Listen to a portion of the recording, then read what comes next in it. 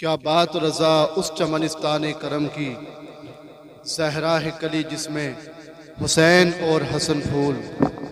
کیا بات رضا اس چمنستان کرم کی، زہرا ہے کلی جس میں حسین اور حسن پھول۔ تیری نسل پاک میں ہے بچہ بچہ نور کا، تو ہے عین نور تیرا سب گھرانہ نور کا۔ امام احمد رضا نے ایسی تعریف کی میرے آقا حسین کی، میرے آقا حسن کی، سیدہ طیبہ طاہرہ عابدہ زاہدہ حضرت فاطمہ کی، کہ ان الفاظ کے ساتھ شاید ہی کوئی اس طریقے سے حسنین کریمین کی تعریف کر سکے۔ اللہ اکبر کبیرہ۔ حسنین کریمین کی بات چل رہی تھی، بات کروں گا حضرت امام حسن اور حضرت امام حسین کی، کیسی شان والے ہیں، کیسی عظمتوں والے ہیں۔ اللہ اللہ۔ عزیزان ملت اسلامیہ، محرم کا مہینہ چل رہا ہے، اے لوگوں حضرت امام حسین کی بھی مجھے بات کرنی ہے۔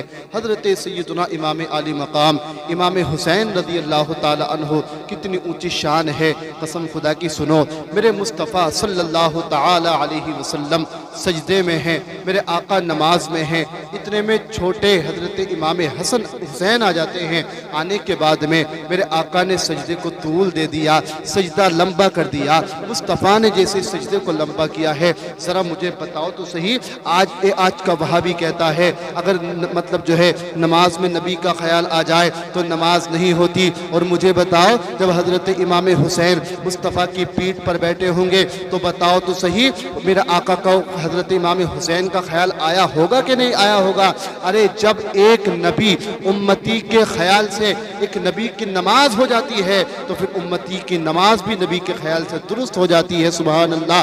عزیزان ملت اسلامیہ، ذرا دیکھیں تو صحیح، حضرت امام حسین رضی اللہ تعالی عنہ بیٹھے ہیں، میرے آقا صلی اللہ تعالی علیہ وسلم نے اپنے سجدے کو لمبا کر دیا، اتنا لمبا کیا مرتب جو ہے میرے آقا صلی اللہ تعالی علیہ وسلم سبحان نماز کے بعد میں صحابہ کرام عرض کرتے ہیں یا رسول اللہ، کیا نماز کے اندر وہی نازل ہو رہی تھی جو آپ نے سجدے کو لمبا کر دیا؟ کیا نماز جو ہے سجدہ لمبے کرنے کا حکم آ گیا؟ اتنا سننا تھا۔ سننے کے بعد مصطفیٰ صلی اللہ تعالی علیہ وسلم کے پیارے دیوانوں، میرے آقا ارشاد فرماتے ہیں، مصطفیٰ نے فرمایا اے صحابہ نہیں بلکہ بات یہ تھی میرا نواسا میری پیٹھ پر آن کر کے بیٹھ گیا تھا اور میں نے اسی وجہ سے اپنی نماز کو لمبا کر دیا تھا۔ کیا شان ہے حسین کی، کیا عظمت ہے حسین کی۔ دیکھو تو صحیح میرے آقا صلی اللہ تعالی علیہ وسلم، عزیزان ملت اسلامیہ، میرے آقا حسین کو اپنی پیٹھ پر بٹھا لیتے، اس سواری کراتے۔ حضرت عمر بن خطاب نے دیکھا،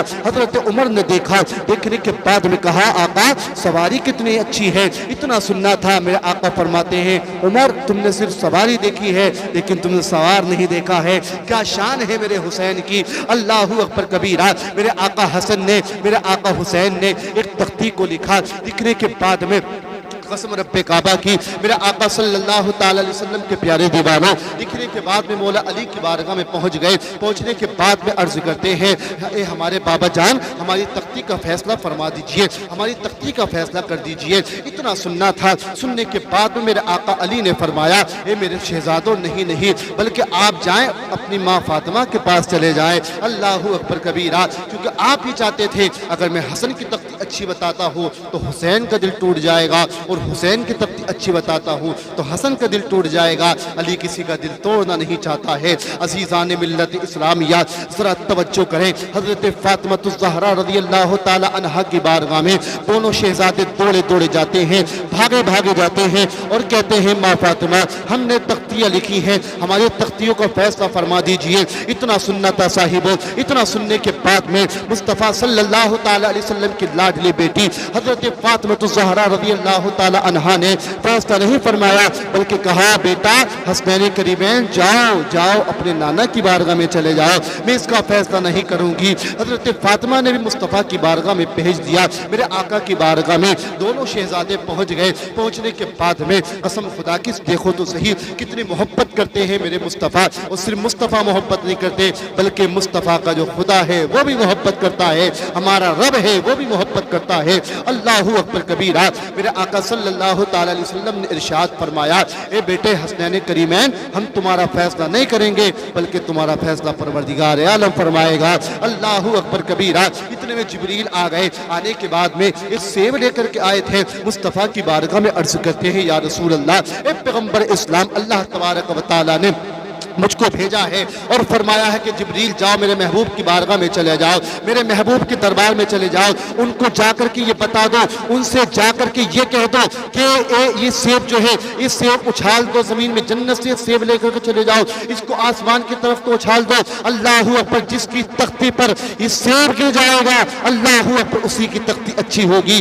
اللہ اکبر کبیرہ۔